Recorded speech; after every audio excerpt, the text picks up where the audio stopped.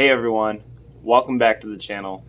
My name is Josh and this is Working Man Reads, and today I am dusting off the mic to return and do a booktube tag video. This one is an original tag by my buddy over at Plagued by Visions, and his name is Juan, and you must, absolutely must check his channel out. Chances are you already have, and what else can I say about the guy?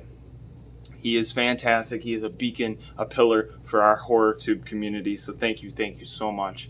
I urge you to go watch his video for this tag because it was absolutely fantastic, and he makes so many great points. And I plan on trying to touch on some as well, and just putting my spin on things as well, because a lot of people don't understand horror. They don't understand why people like Juan and I would read this. Why do we subject ourselves to the horror genre?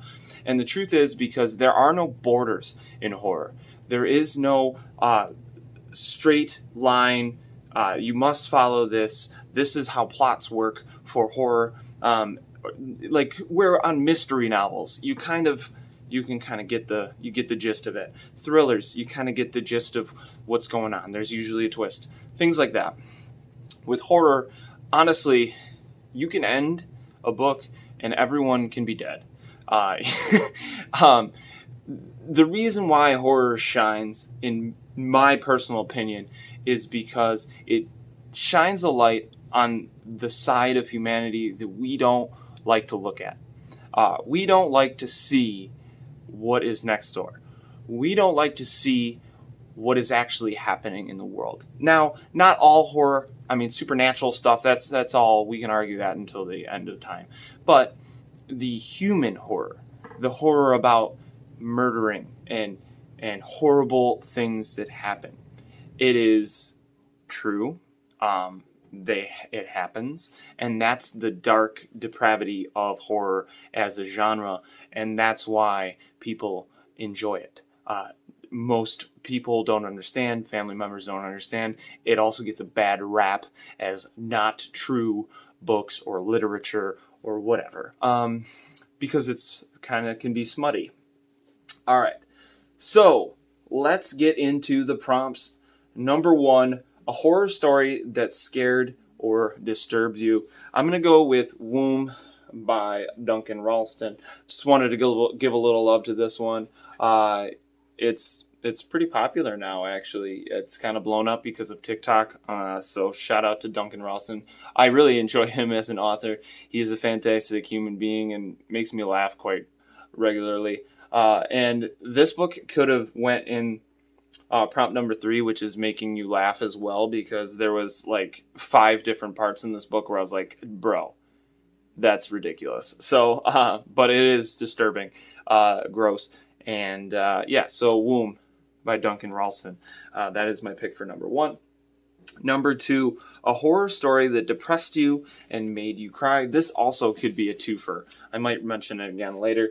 But this put me in, this could be like 3 different ones. But yeah, this one just put me in a freaking box of grief after I read it. Personal reasons. Just this is goes back to that, showing you the dark side of human, mankind and human nature as a whole.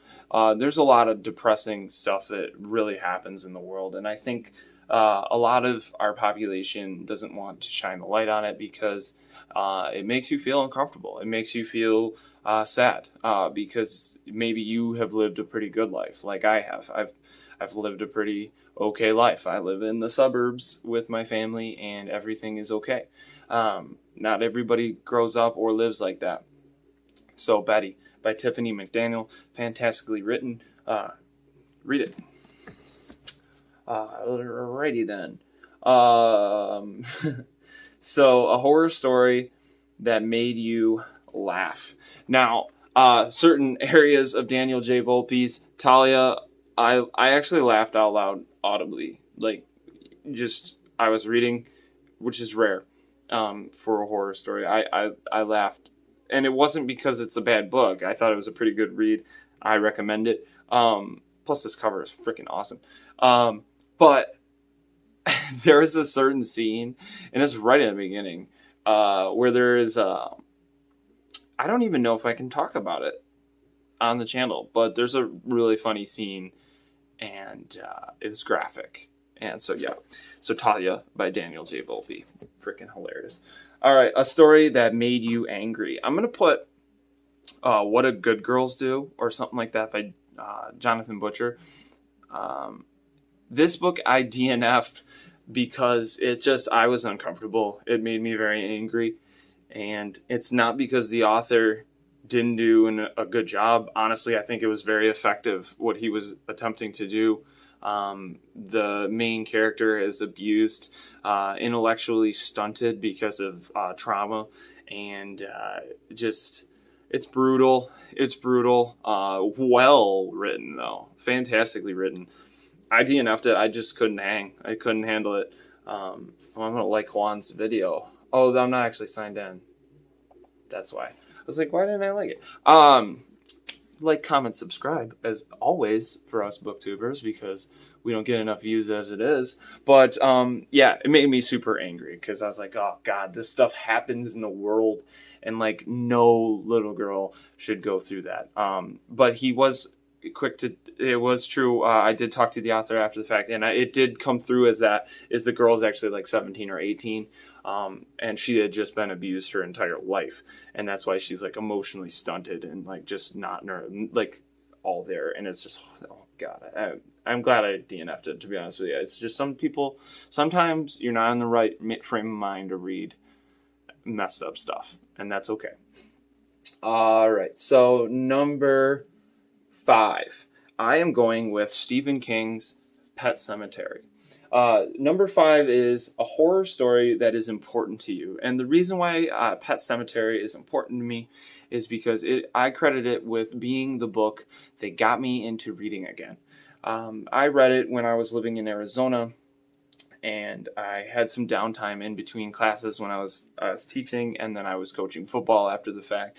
After school, and I had a lot of downtime where I was just kind of sitting around the school, so I picked up Pet Sematary. I used to read books when I was younger, and then I just was like, I stopped. I fell out of love with it. It's partially school's fault, because they, when I was a kid, they forced you to read the certain books, and it actually like put a bad taste in my mouth for reading.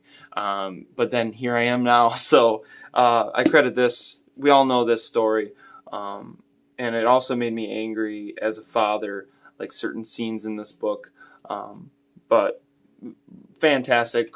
Personally, it's my favorite Stephen King novel after reading quite a few of his.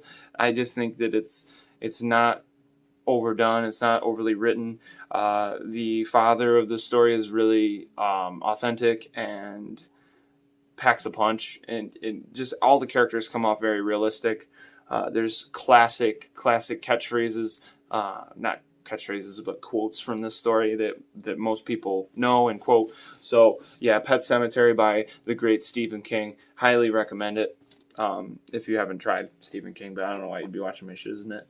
But number 6, this is where Juan and I are going to disagree. I got to rewatch what he says in this, but I just fundamentally disagree, I guess, with the question number 6, which I love this because him and I are probably going to talk about this after this because we're good friends.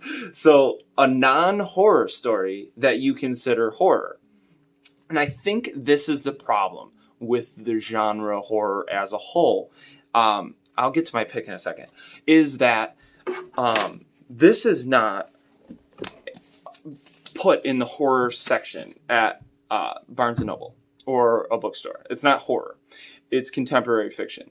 And I feel that that's the problem, is that we're not looking for horror in other stories. I think that horror can bleed through every genre that we read. You can read a sci-fi story that has horror in it.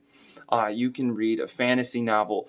The biggest thing in the last 10 years has been grimdark fantasy. It's horror. It's horror. But people don't want to admit that it's horror because there's this stigma that comes along with horror. And Juan mentions that in this video quite a few times. there's a stigma. People don't want to say it's horror because that's the creepy stuff. That's the weird stuff. People are afraid, no pun, yeah.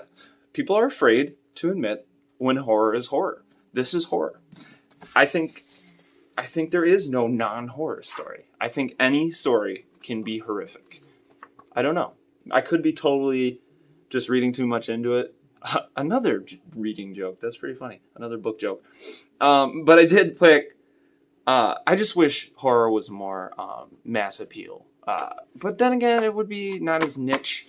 It's very niche. It's a niche area that we're all in, and our corner of BookTube, I think that's why we don't get as much of the love, is because they're like, what is wrong with these people? You know, there's a lot wrong with us. So I picked Chad Lutzke, just in general. I mean, this is a great book. I'm not covering that to say that, but people are quick to say that Chad Lutzke doesn't write horror books, and I strongly disagree. I think that he tackles subject matters that are horrific. Drug addiction, mental illness, suicide, all that. That's horror to me. People want to say that he's not horror, because it's not flashy and in your face. It's not Daniel J. Volpe, I'm gonna kill everybody, people like blood everywhere. It's emotional and it's horrific inside, and that's what so non-horror, there you go. That's my non-horror horror pick. Would be anything by Chad Lutzke. I've sang his praises before, but please, please, please go check out Juan's video, Plagued by Visions. If it wasn't for people like Juan in this community, I would have probably dipped a long time ago. I have so many friends that I've made on here.